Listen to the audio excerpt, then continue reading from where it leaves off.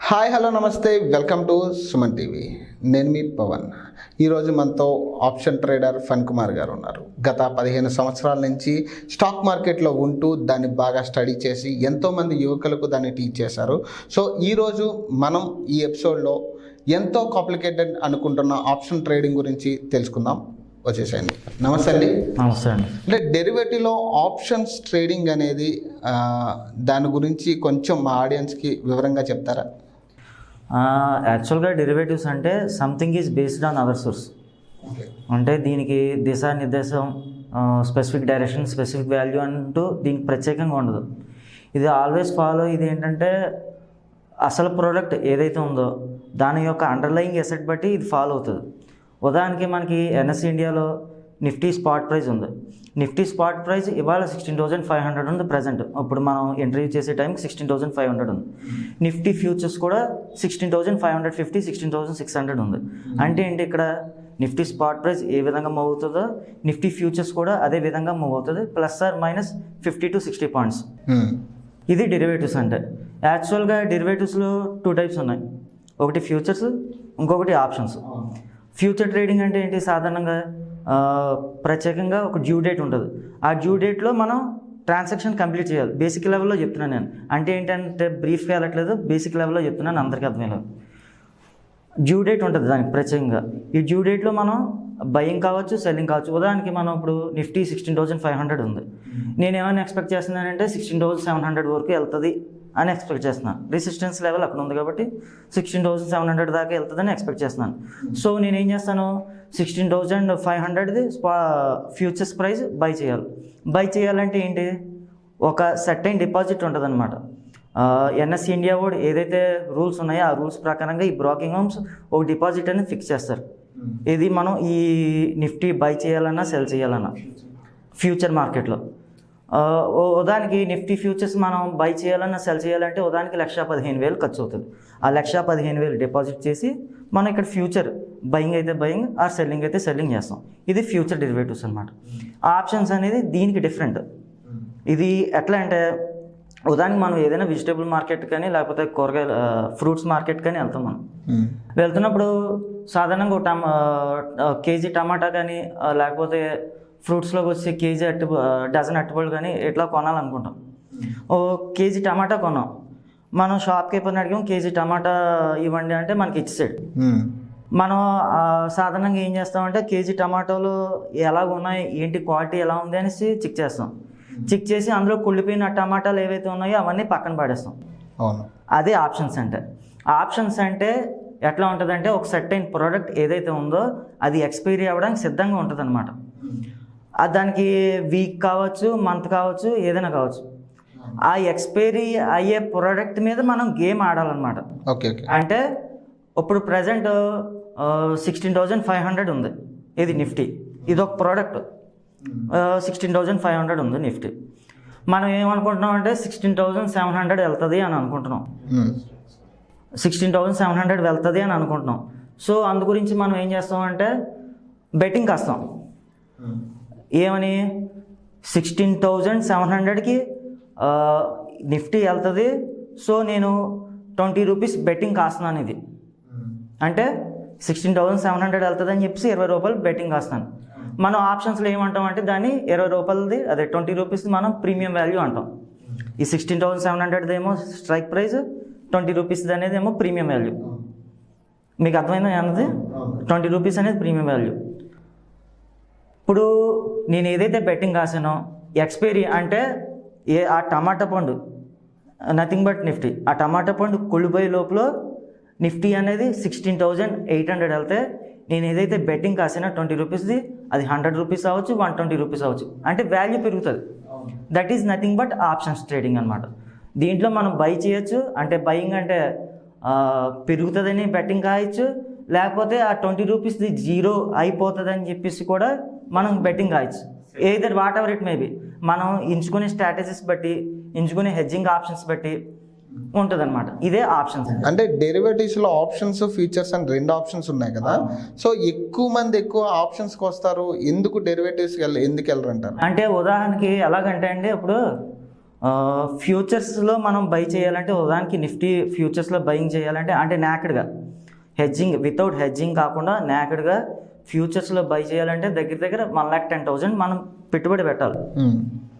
ఇప్పుడు వచ్చే బిఎస్సి ఇప్పుడు వచ్చే ఈ ఎన్ఎస్సి రూల్స్ అలాగే సిబి రూల్స్ వల్ల ఈ మార్జిన్స్లో ఈ ప్రజెంట్ బ్రోకింగ్ హోమ్స్ అన్నీ కూడా స్ట్రాంగ్ రూల్స్ అయ్యి పెట్టి ఉన్నాయన్నమాట. ఈ 1,10,000తో పాటు ఇంకా ఎక్స్ట్రా అమౌంట్ పెట్టాలనేసి చెప్పేసి రూల్స్ అవి పెట్టినాయి. అది పక్కన పెడితే మనకి 1,10,000 పెట్టి మనం నిఫ్టీ బై చేస్తాం. 16,500లో 1,10,000 పెట్టి బై చేస్తాం విత్ హోప్స్ అది పాజిటివ్గా అయ్యి 16,800 వస్తుంది. అంటే మన ప్రాఫిట్ వచ్చి దగ్గర 15,000. అంటే 1,10,000 మనం క్యాపిటల్ పెడితే మనకి 15,000 ప్రాఫిట్ వచ్చింది. అంటే అంతా మనకి 6% ఆర్ 6 to 10% ప్రాఫిట్ అయితే వచ్చింది. మనకి పెట్టిన మార్జిన్కి 6 to 10% మార్జిన్ అయితే వచ్చింది. ఇలా కాకుండా నేను ఏం చేస్తానంటే 16,800 ఆర్ 16,700 వెళ్తుంది అని చెప్పేసి నాకు ఒక ఐడియా ఉంది. సో నేనేం చేస్తానంటే కాల్ ఆప్షన్ బెట్టింగ్ కాస్తాను అనమాట. ఎంత 30 to 40 రూపీస్ వాల్యూ పెట్టి నేను బెట్టింగ్ కాస్తాను. అదేమవుతుందంటే ఈ 16,700 నుంచి 16,500 నుంచి 16,700 వెళ్ళేసరికి ఆ 30 రూపీస్ ఆప్షన్ ఏదైతే ఉందో అది 150 రూపీస్ వెళ్తుంది. ఓకే, అంటే ఎంత ప్రాఫిట్ 30 పాయింట్స్ నుంచి 150 పాయింట్స్కి వెళ్ళడానికి ఎంత ప్రాఫిట్, ఎంత దగ్గర 7,000. దీన్ని నేను పెట్టిన పెట్టుబడి ఎంత 1,500 రూపీస్. 1,500 పెట్టుబడి పెడితే నాకు 15,000 ప్రాఫిట్ అయితే వచ్చింది. ఇప్పుడు రిస్క్ గురించి మాట్లాడుకుందాం. ఒకవేళ 16,500 నేను అనుకునే వాల్యూ పెరగకుండా 16,500 నుంచి 16,300 దాకా, లేకపోతే 16,000 దాకా, లేకపోతే 15,500 దాకా వచ్చింది. సింగిల్ డేలో పాసిబిలిటీ రావచ్చు, మన టైం బాగోకపోతే అది రావచ్చు. అంటే అప్పుడు ఏమవుతుంది, రిస్క్ మనం పెట్టిన 1,10,000లో ఆల్మోస్ట్ 50,000 పక్కకి వెళ్ళిపోతుంది. ఆటోమేటిక్గా ఏమవుతుంది, 1,10,000 నుంచి 50,000కి మన క్యాపిటల్ అనేది వచ్చేస్తుంది. ఇప్పుడు ఆప్షన్స్ గురించి మాట్లాడుకుందాం. సిఈ నేను 30 రూపీస్ పెట్టి కొన్నాను, ఏది బై చేశాను 30 రూపీస్ పెట్టి. ఏంటి పెరుగుతుందనే వ్యూలోనే పాజిటివ్ హోప్స్తోనే 30 రూపీస్ పెట్టి బై చేశాను. 16,500 వల్ల 15,500కి వచ్చింది. అంటే దగ్గర 1,000 పాయింట్స్ తగ్గిపోయింది. దీనికి నాకు వచ్చే లాస్ ఎంత, ఈ 30 పాయింట్స్ జీరో అవుతుంది. అవును, అంటే అంత నాకు వచ్చే లాస్ 1,500 రూపీస్ లాస్. అవును, నేను పెట్టిన పెట్టుబడి 1,000 అయితే దానికి 1,500 రూపీస్ లాస్. అంటే అక్కడ పెట్టిన పెట్టుబడి వాల్యూ చూడండి, ఇక్కడ 1,15,000 పెడుతున్నాం, మనం ఇక్కడ 1,500 పెడుతున్నాం.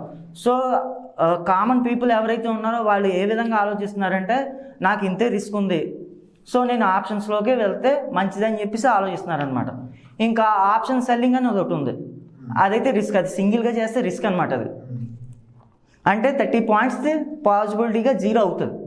ఇప్పుడు ఉదాహరణకి పాజిటివ్గా మాట్లాడుకుంటే ఇప్పుడు నేను ఏదైతే 30 పాయింట్స్ ఉన్నానో అది జీరో అవుతుంది, ప్రాఫిట్. ఒకవేళ నేను అనుకునే డైరెక్షన్స్కి రాంగ్ అయిందంటే కనుక 30 పాయింట్స్ది 500 పాయింట్స్ దాకా కూడా వెళ్ళిపోద్ది.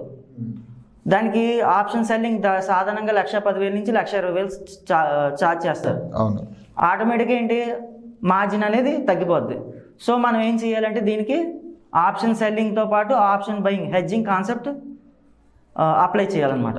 అప్పుడు ఈ ఆప్షన్ సెల్లింగ్లో కూడా మనకి రిస్క్ ఉండదు. సో అందుచేత ఇప్పుడు ఏంటంటే ఈ సామాన్య ప్రజలు ఎవరైతే ఉన్నారో, సామాన్య ప్రజలు కావచ్చు, కామన్ పీపుల్ కావచ్చు, ఈ ఎంప్లాయ్మెంట్ పీపుల్ కూడా కావచ్చు, ఏంటంటే ఫ్యూచర్స్ కన్నా ఆప్షన్స్ బెస్ట్ అని చెప్పేసి ఆప్షన్స్లోకి ఇన్వెస్ట్మెంట్ అయితే పెడుతున్నారు అన్నమాట. మెయిన్ రీజన్ అయితే అది. మీరు ఆప్షన్స్లో ఎందులో ఎక్స్పర్ట్ అండి? ఎందులో ఎక్స్పర్ట్ అంటే అది ఫ్లెక్సిబిలిటీ అండి. అది ఇప్పుడు దానికి విక్స్ వాల్యూ ఉంది. విక్స్ వాల్యూ ఇవాళ 18 రూపీస్ ఉంది, 18 పాయింట్స్ ఉంది విక్స్ వాల్యూ. ఈ 16 అంటే 17 పాయింట్స్ ఎబో ఉంటే కనుక విక్స్ వాల్యూ మనం బయింగ్ సైడ్ వెళ్ళడం బెటర్ సెల్లింగ్ సైడ్ కన్నా. ఎందుకంటే వాలటాలిటీ అనేది పెరుగుతుంది. VIX is nothing but volatility అనమాట. మనకి ఒకవేళ ఈ 16 పాయింట్స్ వల్ల 12 పాయింట్స్ ఉందనుకోండి, మనకి సెల్లింగ్కి వెళ్ళడం బెటర్. ఎందుకంటే అప్పుడు ప్రైస్ మూమెంట్ అనేది ఉండదు. సాధారణంగా వాలటాలిటీ ఎక్కువ ఉంటున్నప్పుడు మనం బయింగ్ సైడ్ ఎందుకు వెళ్తున్నాం అంటే మన ఇంటర్డేలోనే ప్రాఫిట్ బుక్ చేసుకోవచ్చు. వాలటాలిటీ తక్కువ ఉన్నప్పుడు అంటే 13 పాయింట్స్ 12 పాయింట్స్ అట్లా ఉంటే కనుక సెల్లింగ్ సైడ్. ఎందుకంటే టైం డికే అనేది ఉంది కదా. ఇప్పుడు మనం ఈ లోపల ప్రోడక్ట్ క్లియర్ చేసే లోపల ఆ ప్రోడక్ట్ కుళ్ళిపోయిందంటే మనం ఏదైతే అనుకున్నామో హోప్స్ మనకి ప్రాఫిటే. టైం డికే లోపల మనం అనుకునే ప్రోడక్ట్ పెరగాలి. ఈ వోల్టాలిటీలో ఏమవుతుందంటే మనం ఇవాళ ఏదైతే ఎక్స్పెక్ట్ చేసామంటే 16,500 నుంచి 16,700 వరకు 200 points basic up on the trend డెఫినెట్గా వస్తుంది ఇవాళ, ఎందుకంటే విక్స్ బట్టి. అదే మనకి విక్స్ తక్కువ ఉంటే కనుక ఈ ప్రైస్ రాదు. So according to the situations flexible అనమాట. మనం విక్స్ బట్టి నేను డిసైడ్ అవుతుంది, either buying or selling, VIX బట్టి వెళ్తుంది అది. థ్యాంక్ యూ అండి, థ్యాంక్ యూ. చాలా మంచి ఇన్ఫర్మేషన్, అంటే ఆప్షన్ ట్రేడింగ్ గురించి చాలా మంచి ఇన్ఫర్మేషన్ ఇచ్చారు. సో మళ్ళీ నెక్స్ట్ ఎపిసోడ్స్లో కూడా ఇంకొంచెం ఇన్ఫర్మేషన్ డెఫినెట్గా కోరుకుంటూ థ్యాంక్ యూ ఫర్ కమింగ్ అండి. Thank you very much.